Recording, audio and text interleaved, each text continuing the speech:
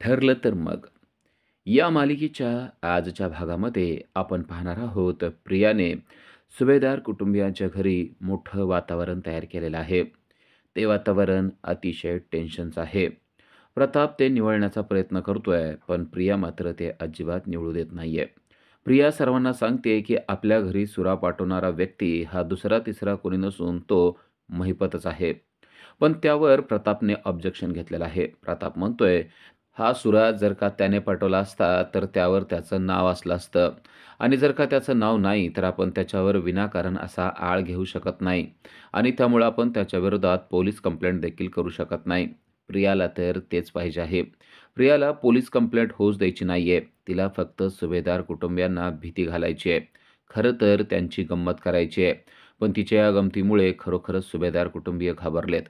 प्रिया मुद्दाम पूर्णाजीला म्हणते, की "पूर्णाजी, आता तू एकटी बाहेर पडू नको. तुला मंदिरात जायचं असतं ना, मी तुझ्याबरोबर येईल. माझं जे काही व्हायचंय ना, ते होऊ दे." तेव्हा अश्विन तिला समजावून सांगतो, "प्रिया, तू खूपच पॅनिक व्हायला लागलेली आहेस आणि भलताच वाईट विचार करायला लागलेली आहेस. असा वाईट विचार तू अजिबात करू नको." तेव्हा प्रिया त्याला म्हणते, "मग काय करू ते सांग? आपल्या घरावर एवढं संकट आलंय. मला ही गोष्ट सहन होत नाहीये, की आता आपल्या घरामध्ये असं कोणीतरी काहीतरी पाठवलंय." तर अस्मिता देखील प्रियाला सांगत असते, की आजपर्यंत महिपत आणि अर्जुन यांचे बऱ्याचदा एकमेकाशी संबंध आले, पण महिपत असं वागेल असं वाटत नाही. पण आता प्रियाने ते सगळं खापर फोडलंय, ते म्हणजे सायलीवर. ती म्हणते, "तुझं बरोबर आहे. पण हे सगळं झालंय ते म्हणजे वात्सल्या आश्रम केसमुळं आणि सायलीने अर्जुनशी केलेल्या खोट्या कॉन्ट्रॅक्ट मॅरेजमुळं. तिला माहीत होतं, की जर का अर्जुनने ही केस घेतली, तर तिचं, त्याचं आणि महिपतचं दोघांचं चांगलंच वैर येणार आहे. महिपत काय आहे हे तिला चांगलं माहीत होतं, तरी देखील तिने ते कॉन्ट्रॅक्ट केलं आणि अर्जुनला ती केस घ्यायला लावली आणि आता ती केस घेतल्यामुळंच आपल्या घरावर हे भलं मोठं संकट आलेलं आहे. पूर्णाजी पुरती घाबरून गेलेली आहे. पूर्णाजीला हे सगळं खरंच वाटतंय. पूर्णाजी सर्वांना सांगायचा प्रयत्न करते, की आता आपल्याला सुरक्षित राहणं गरजेचं आहे. प्रताप मात्र सर्वांना धीर देतोय आणि म्हणतोय, "असा वाईट विचार करण्याची काही गरज नाहीये. महिपत आपलं काही वाकडं करू शकत नाही. कायद्याचा धाक त्याला आहे का नाही?" तेव्हा प्रिया म्हणते, की "कायद्याचा धाक फक्त आपल्यासारख्या सामान्य माणसाला असतो. महिपतसारख्या गुंडांना कायद्याचा धाक कसला? तो कोर्टात देखील कसं वागतो, बोलतो तुम्ही बघितलं आहे ना? मला तर खूपच भीती वाटत आहे." तेव्हा अश्विन बोलत आहे. तो म्हणतो, "आता तो चाकू आपण जपून ठेवूया आणि त्या महिपतवर केस करण्यासाठी तो आपल्याला उपयोगी येईल." हे ऐकल्यावर प्रिया घाबरते, कारण तिला ही गोष्ट पोलीस स्टेशनपर्यंत जाऊ द्यायची नाहीये. पोलीस स्टेशनपर्यंत जर का ही गोष्ट गेली, तर याचा सोक्षमोक्ष लागू शकतो असा विचार करून ती म्हणते, की "तो चाकू आत्ताच्या आत्ता माझ्याकडे द्या. मला महिपतची सुई देखील घरामध्ये ठेवायची नाहीये. हा चाकू मी लांब कुठेतरी टाकून देते." असं म्हणून तो चाकू ती घेऊन गेलेली आहे. तर अस्मिता आता चिडलेली आहे आणि ती म्हणते, खरंच तो महिपत खूप वाईट आहे आणि हे सगळं झालंय ते म्हणजे त्या सायलीमुळंच. सायली किती वाईट आहे असं इम्प्रेशन देखील प्रियानं सर्वांवर टाकलेलं आहे. पूर्णाजी, कल्पना या मात्र पुरत्या घाबरून गेलेल्या आहेत. आपल्या घरावर खूपच काहीतरी मोठं संकट आलंय असं त्यांना वाटत आहे. प्रताप मात्र त्यांना समजावून सांगतोय, "संकट वगैरे काही नाहीये, तुम्ही काही काळजी करू नका आणि हे सगळं महिपतनं केलं असेल, तर त्याला या गोष्टीचं प्रायश्चित्त भोगावंच लागेल.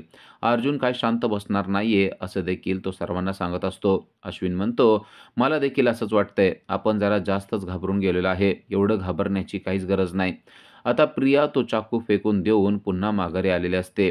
अश्विन प्रियाला विचारतो, की "तू काय केलं?" तेव्हा ती सांगते, की "तो चाकू आता मी खूप लांब टाकून दिलेला आहे. आपल्या घरावरचं संकट आता मी दूर केलेलं आहे." आणि तेव्हा सर्वांना आठवण येते, ती म्हणजे अर्जुनची. पूर्णाजी म्हणते, "हे सगळं होतंय, पण आपला अर्जुन नक्की कुठं आहे तेच माहिती नाहीये." तेव्हा प्रियाने बरोबर तोंड उघडलेलं आहे. प्रिया असं दाखवते, की तिला सांगायचं नसतं, पण एकदम तिच्या तोंडातून गेलंय असं म्हणून अर्जुन आज सायलीकडे चाळीत गेलेला आहे असं म्हणते आणि खरं तर मला हे बोलायचं नव्हतं, पण एकदम हे माझ्या तोंडातून गेलं असं सांगते. तेव्हा कल्पना पुरती चिडलेली आहे. कल्पना म्हणते, "पण तो तर ऑफिसला गेला होता ना?"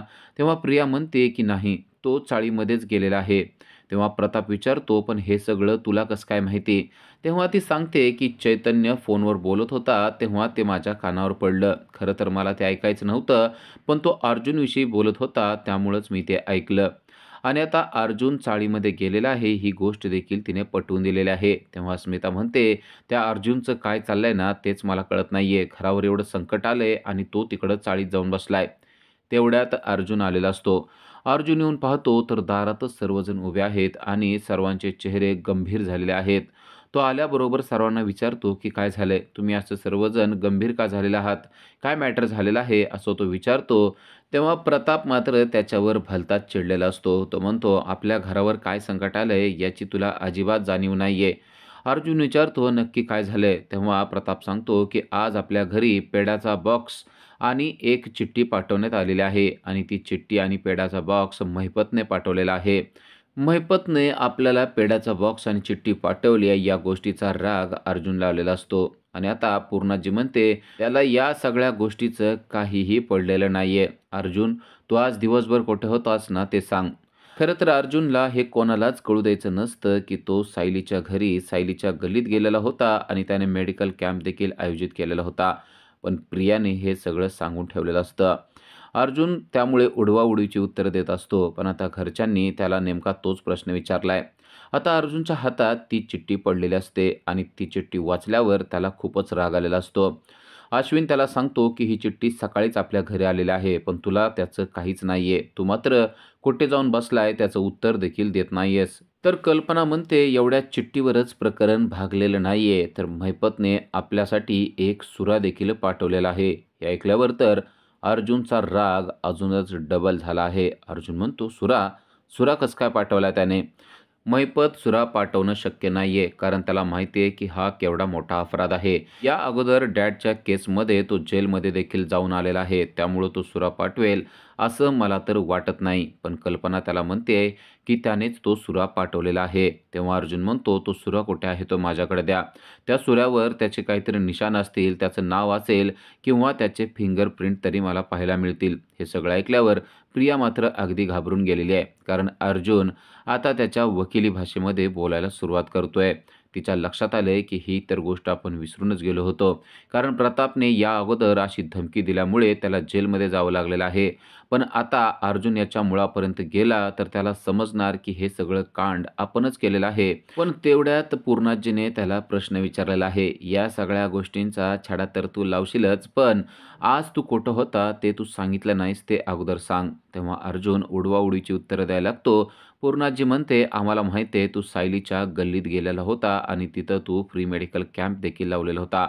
आता अर्जुनच्या लक्षात आलंय, की सगळ्यांना सगळं काही माहिती आहे. प्रताप त्याच्यावर चिडतो आणि म्हणतो, "आपल्या घरावर इथं काय संकट आलंय ना याचं तुला काहीच पडलेलं नाहीये. तुला पडलंय म्हणजे ते त्या सायलीचंच." तर अस्मिता देखील त्याला टोचून बोलायला लागते. "आपल्या घरी पेड्याचा बॉक्स पाठवण्यात आलेला आहे. आपल्या घरामध्ये चाकू पाठवण्यात आलेला आहे." या गोष्टीचा अगोदरच त्याला राग आलेला असतो आणि आता घरचे सगळे त्याला टोचून बोलत असतात. त्यामुळे तर तो भलताच चिडलेला आहे. "आज मी त्या महिपतला जिवंत सोडणार नाही," असं म्हणून अर्जुन आता रागाने घराच्या बाहेर पडलेला असतो. आता सर्वांनाच मोठा प्रश्न पडलेला आहे. कारण अर्जुनला राग आला तर तो काहीही करू शकतो असं त्यांना वाटत आहे. प्रिया मात्र पुरती घाबरून गेलेली आहे. कारण तिला माहीत आहे, की आता अर्जुन या गोष्टीच्या मुळापर्यंत जाणार. तो महिपतपर्यंत पोहोचणार आणि अर्जुनने तसंच केलेलं आहे. अर्जुनने लगेच चैतन्याला फोन केला आहे आणि तो चैतन्याला म्हणतोय, "आत्ताच्या आत्ता महिपतच्या घराच्या बाहेर ये, मी तिकडंच येत आहे." प्रियाची मात्र पुरती वाट लागली आहे आणि तिने आता ठरवलंय, आपण ही सगळी गोष्ट साक्षीला सांगणं गरजेचं आहे, अन्यथा खूप मोठा घोळ होणार आहे. तिच्या लक्षात आलंय, की आता अर्जुन त्यांच्या घरी जाणार आणि सगळं काही खरं-खोटं करणार. या सगळ्यामध्ये आपण जे काही केलंय ते समोर येणार. म्हणजे आपण पुरता अडकून बसणार. आपण हे सगळं उगाच केलं असं देखील तिला वाटतंय. पण आता ही सगळी गोष्ट घडून गेलेली आहे. आता आपण काय करू शकतो असा विचार करून तिने साक्षीला फोन लावलेला आहे.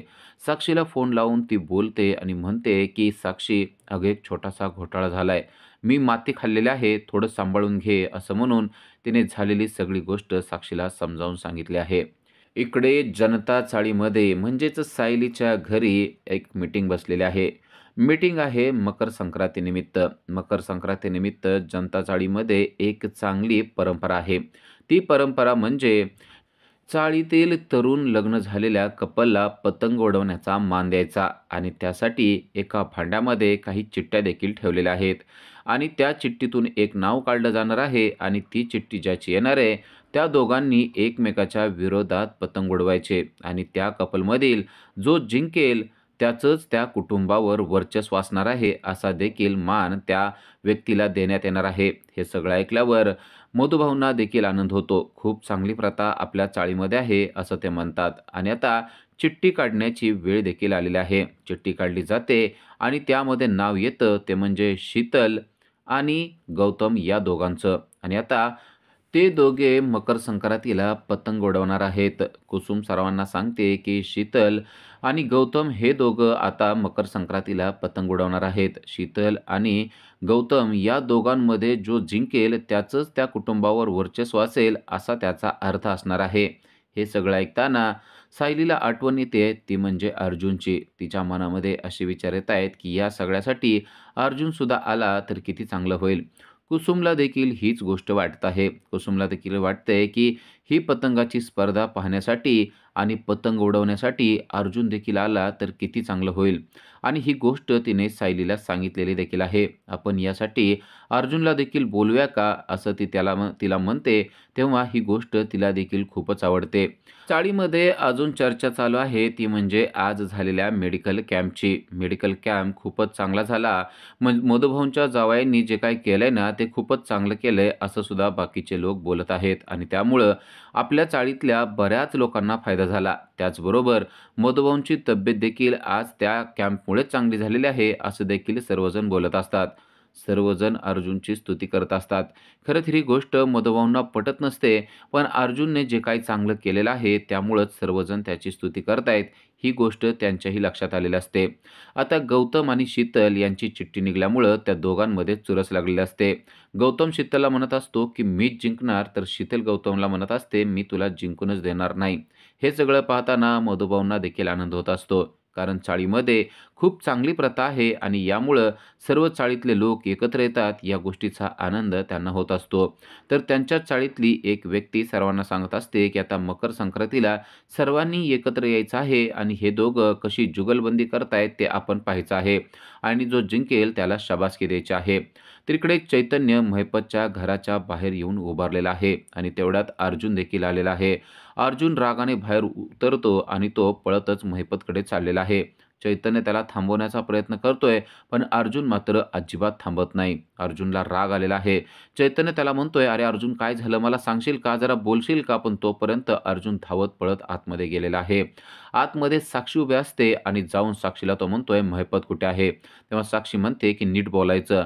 अर्जुन म्हणतो, "नीट बोलण्यासाठी मी आलेलो नाहीये. त्याला आत्ताच्या आत्ता खाली बोलव." असं म्हणून अर्जुनने घरामध्ये राडा करायला सुरुवात केलेली आहे. जोरजोरात तो आरडाओरडा करतोय.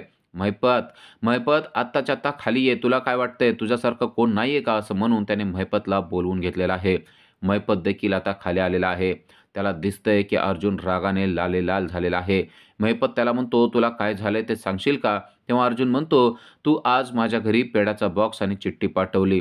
महिपत म्हणतो, "हो पाठवली." "मग तू नव्हता का मला पेड्याचा बॉक्स पाठवला?" "मी देखील पाठवला. त्यात वावगं काय केलेलं आहे?" अर्जुन म्हणतो, "तू तेवढ्यावर शांत बसलेला नाहीयेस. तेवढं तू केलं असतं तर मला काही वाटलं नसतं. तू त्याच्याबरोबर एक सुरा देखील पाठवलेला आहेस." महिपत म्हणतो, "तुझ्या जिभेला जरा लगाम लाव अर्जुन. मी अजिबात सुरा पाठवलेला नाहीये." अर्जुन मात्र चिडलेला असतो आणि त्याला माहीत नसतं की नक्की सुरा कोणी पाठवलाय. पण घरच्यांनी जे सांगितलंय त्यावरूनच तो महिपतला बोलत असतो. तो म्हणतो, "तो सुरा तूच पाठवलेला आहे. तुला हा गुन्हा कबूल करायचा नसेल तर करू नको, पण हा गुन्हा तुझ्याकडून कसा कबूल करून घ्यायचा ते मला चांगलं माहिती आहे." महिपत म्हणतो, "मी गुन्हा केलेलाच नाहीये, तर मी का कबूल करू? अर्जुन, तू जरा तुझ्या जिभेला लगाम घाल. तू काय बोलतोयस ना, त्यावर तुझं भान राहिलेलं नाहीये. तू रागात आहेस, चिडलेला आहेस, त्यामुळे तू काहीही बकबक करत आहेस." अर्जुन म्हणतो, "मी बकबक करत नाहीये. तू जर का हा गुन्हा केला असेल, तर मी तुला सोडणार नाही, लक्षात ठेव." तेव्हा महिपत म्हणतो, "तुझ्याकडे काय पुरावा नसेल तर तू बोलू नको." अर्जुन म्हणतो, "आत्ता माझ्याकडे काही पुरावा नाहीये, म्हणूनच मी फक्त बोलायला आलो आहे. आणि एक लक्षात ठेव, जर का आपल्या भांडणामध्ये तू माझ्या फॅमिलीला ओढलंस, तर माझ्या एवढं वाईट कोणी नाही, लक्षात ठेव. मी तुला पेटवून देईल." असं जेव्हा अर्जुन बोलतो, तेव्हा महिपत देखील एक पाऊल पुढं सरकून अगदी त्याच्या चेहऱ्याच्या समोर जाऊन म्हणतो, "तुझ्या बापाचं राज्य आहे का? तुला वाटतंय का तू काही करशील, काही बोलशील आणि मी शांतपणे ऐकून घेईल? माझा सुद्धा राग तुझ्यापेक्षा भयानक आहे. तू आत्ताच्या आत्ता तुझ्या घरी निघून जा आणि लक्षात ठेव, महिपत जे करतो ना, ते दौंडी वाजवून करतो. असं लपून-छपून काही करत नाही. मी तो सुरा पाठवलेला नाहीये, हे मी तुला सांगतोय." अर्जुन मात्र त्याला धमकी देत असतो, की "जर का इथून पुढं माझ्या घरच्यांना मध्ये ओढशील, तर माझ्या एवढं वाईट कोणी नाही." महिपत त्याला म्हणतो, "सुखरूप आलायस ना, तर इथून सुखरूप निघून जा. मला जास्त रागाला घालवू नको." अर्जुन पण त्याला सांगतोय, की "मला जर का त्या सूर्यावर तुझे काही निशाण आढळले किंवा मला जर का समजलं, की ते तूच केलेलं आहे, तर मी तुला जिवंत सोडणार नाही. लक्षात ठेव, माझ्या एवढं वाईट कोणी नाही." महिपत मात्र त्याला शांतपणे बोलत असतो. महिपत त्याला म्हणतो, "तुझं मी सगळं ऐकून घेतलंय. आत्ताच्या आत्ता तू माझ्या घरातून निघून जा." इकडे चैतन्य बाहेर अर्जुनची वाट पाहत असतो. त्याला आतमध्ये जायचं असतं, पण तेवढ्यात त्याला फोन आलाय, तो म्हणजे कुसुमचा. कुसुम सांगते, की "अर्जुन कुठे आहेत आणि मला त्यांच्याशी बोलायचं आहे." चैतन्य म्हणतो, "तो सध्या कामात आहे." तेव्हा कुसुम सांगते, की "तुमच्या मित्राला निरोप द्या. मकर संक्रांतीला जनता चाळीमध्ये खूप मोठी पतंगाची कॉम्पिटिशन होणार आहे आणि त्यांनी सुद्धा त्या कॉम्पिटिशनला आलं तर बरं होईल. कारण कपल आहे त्यांच्यासाठी ती कॉम्पिटिशन आहे. मला काय सांगायचंय तुम्हाला कळलंय ना?" चैतन्य मात्र जरासा टेन्शनमध्ये आहे. त्यामुळं त्याला नक्की कुसुम काय सांगते ते लक्षात येत नाही. तो म्हणतो, "तुम्ही काय बोलताय ते मला कळत नाही." कुसुम म्हणते, "अहो सायली आणि अर्जुन यांच्यासाठी ही कॉम्पिटिशन खूपच चांगली आहे. अर्जुनला सांगा की संक्रांती दिवशी त्याने पतंग उडवण्यासाठी जनता चाळीमध्ये यायचं आहे." त्याला निरोप पाहिजे तसा मिळालेला असतो आणि आता तिने फोन ठेवून टाकलेला असतो. तोपर्यंत अर्जुन तेथे आलेला असतो. अर्जुन रागानेच बाहेर आलेला आहे. तेव्हा चैतन्य त्याला म्हणतो, "अर्जुन नक्की काय झालेलं आहे? इतक्या रागानं तू तिकडं का गेला होता?" तेव्हा चैतन्याला त्याने सांगितलेलं असतं, की त्याने पेढ्याचा बॉक्स आणि सुरा पाठवलेला आहे आणि त्यामुळंच मी इतका चिडलेला आहे. आता अर्जुनला व्यवस्थित नीट समजावून सांगणं गरजेचं असतं. चैतन्य त्याला म्हणतो, "ठीक आहे, ते आता झालंय ना, तर ते सगळं सोडून दे. मी तुला आता एक चांगली बातमी देणार आहे. ती म्हणजे सायलीविषयी." चैतन्य सायलीविषयी चांगलं बोलणार असतो, पण अर्जुनला वाटतं, की काय झालंय त्यांना? आपल्याला आत्ताच्या आत्ता तिकडं जावं लागेल का? चैतन्य म्हणतो, "अरे हो, मी तुला चांगलं काहीतरी सांगायला लागलेलं आहे. अजूनही तुझ्या डोक्यामध्ये टेन्शन आहे ना, त्यामुळं तुला असं वाटत आहे." त्यांना काही झालेलं नाहीये. उलट कुसुमचा फोन आलेला होता आणि त्याने तुला मकर संक्रांती दिवशी जनता चाळीमध्ये बोलवलेलं आहे. जनता चाळीमध्ये खूप मोठी पतंग उडवण्याची कॉम्पिटिशन असणार आहे आणि त्या दिवशी तुला तेथे जायचं आहे आणि मिस सायली यांच्याबरोबर तुला पतंग उडवण्याच्या कॉम्पिटिशनमध्ये भाग घ्यायचा आहे. हे ऐकल्यावर अर्जुनचा मूड एका क्षणात नीट झालेला आपल्याला पाहायला मिळतो. उद्याच्या भागामध्ये आपण पाहणार आहोत, की कुसुमने सायलीला गोड बातमी दिलेली आहे. ती म्हणजे ती सांगते, की "मी चैतन्यला फोन केला होता आणि अर्जुनला कॉम्पिटिशनसाठी बोलवून घेतलेलं आहे आणि आता तुझ्यात आणि अर्जुनमध्ये देखील ही कॉम्पिटिशन होणार आहे. आता बघूया तुमच्या दोघांमध्ये कोण जिंकतंय ते." अर्जुन मकर संक्रांती दिवशी आपल्याला भेटायसाठी येणार आहे आणि आपल्याबरोबर पतंगाची कॉम्पिटिशन करणार आहे. ही गोष्ट जेव्हा सायलीला समजते, तेव्हा तिचा आनंद तर द्विगुणित झालेला आहे. संक्रांती दिवशी खरोखरच चैतन्य आणि अर्जुन दोघेही चाललेले आहेत. दोघेही खूपच खुश आहेत. इकडे सायली देखील खूपच खुश आहे. सायली त्या दोघांची देखील वाट बघत आहे. तिला वाटतंय, की कधी एकदा अर्जुन येईल आणि आपण त्याच्याबरोबर कॉम्पिटिशन करेल. पण आता इकडे पूर्णाजीची तब्येत मात्र खराब झालेली आहे. आता पूर्णाजीची तब्येत मुद्दाम खराब झालेली आहे का ती चुकून झालेली आहे, ते आपल्याला पुढील भागातच समजणार आहे. का प्रियानंच त्यांना हे सगळं काही करायला लावलेलं आहे. पण अर्जुनला मात्र ते सगळं खरं वाटतंय. पूर्णाजी अचानक कसं काय आजारी पडली, असा प्रश्न त्याला पडलेला आहे. पूर्णाजीला चक्कर येते आणि उलट्या आल्यासारखं होतंय आणि इकडे अर्जुनची वाट बघत मात्र सायली थांबलेली आहे. आता थोड्याच वेळात कॉम्पिटिशन सुरू होणार आहे. अर्जुनच्या मागं मात्र इकडं आता पूर्णाजीचा दवाखाना लागलेला आहे. त्याला जायचंय, पण आता पूर्णाजी आजारी असल्यामुळे त्याला जाता येत नाहीये. तिकडे कुसुम आणि सायली अर्जुनची वाट बघत बसलेले आहेत. तो आत्ता येईल असंच त्यांना वाटत आहे आणि इकडे पतंग उडवण्याची कॉम्पिटिशन सुरू व्हायला काहीच मिनिट शिल्लक राहिलेले आहेत. चाळीतील एक महिला व्यक्ती सर्व काही नियम सर्वांना समजावून सांगत आहे, की कशाप्रकारे पतंग उडवायचे आहेत. तर अर्जुनला गडबडीत तिकडं जायचंय, पण पूर्णाजीची तब्येत अचानक खराब झाल्यामुळे त्याला मात्र तिकडं जाता येत नाहीये. त्याने डॉक्टरांना फोन लावलेला आहे आणि लवकरात लवकर पूर्णाजींना दवाखान्यात घेऊन जायला पाहिजे, असंच त्याला वाटत आहे. पण इकडं आता कॉम्पिटिशन तर खूपच जवळ आलेले आहे. ती व्यक्ती सर्वांना नियम समजावून सांगत आहे. कुसुम आणि सायली अजून देखील अर्जुनची वाट पाहत आहेत. त्यांना असं वाटतंय, की अर्जुन एका मिनिटात तिथे येईल. पण अर्जुन मात्र इकडं पूर्णाजीकडेच थांबलेला आहे. त्याने डॉक्टरांना फोन लावलाय. त्याला कळत नाहीये, की अचानक पूर्णाजीला काय झालेलं आहे. पूर्णाजीचं वय झालेलं आहे, त्यामुळं तर त्यांना काही झालेलं नाही आहे ना, असा प्रश्न त्याच्या डोक्यामध्ये येत आहे. पण आता ही सगळी प्रियाची चाल असू शकते. या चालीमध्ये अर्जुन अडकणार का? का अर्जुन या सर्वावर मात करून सायलीपर्यंत पोहोचेल आणि सायलीबरोबर पतंग उडवण्याची कॉम्पिटिशन देखील तो करेल, ते आपल्याला पुढील भागामध्येच पाहता येणार आहे. अशा सीरियलच्या अपडेटसाठी आजच आमच्या चॅनलला सबस्क्राईब करा. Thank you.